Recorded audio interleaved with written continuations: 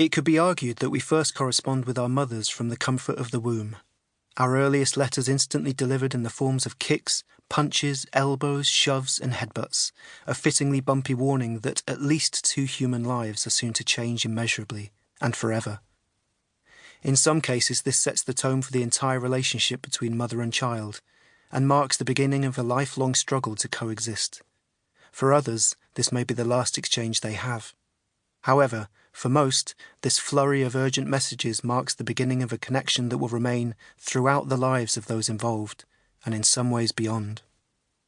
Letters of Note Mothers is a celebration of this most fundamental and complicated of human bonds by way of old-fashioned correspondence, a collection of 30 letters written to, from, or about mothers that may humour, anger, comfort, or sadden you, depending on your current situation, the day of the week, the look your daughter just gave you, the tone of your mum's latest text, or the entirely unreasonable manner in which your son emptied the dishwasher before disappearing upstairs to his bedroom, which, by the way, hasn't been tidied since July. And have I told you about his new tattoo?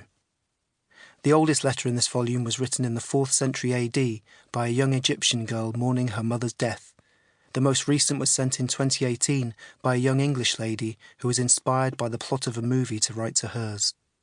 In the years between, you will find a letter from a disappointed mother sent to an underachieving teenage son who went on to lead his country to victory in World War II.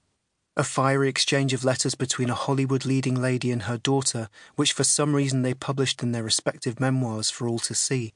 A heartbreaking yet beautiful letter from a terminally ill woman to her young daughters, in which she explains her predicament. A farewell letter from a 23-year-old kamikaze pilot to his mother, written a few days before his final mission, and much more. Whilst researching this book, 2 things quickly became evident that I think are worth mentioning.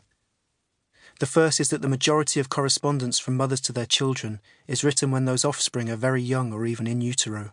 Hope-filled, brightly lit letters in which these fresh, unblemished humans are welcomed into the world with words of much-needed advice.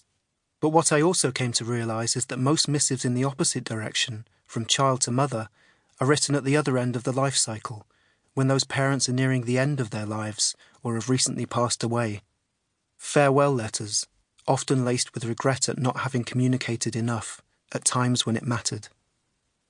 Put simply, and I apologise for sounding like your mum, let's write more letters to our mothers during the large expanse of time between birth and death, when life really happens. Your mother will appreciate it, and so will the next generation when those action-packed letters are handed down. Now, I need to go. I have a letter to write. Shaun Usher.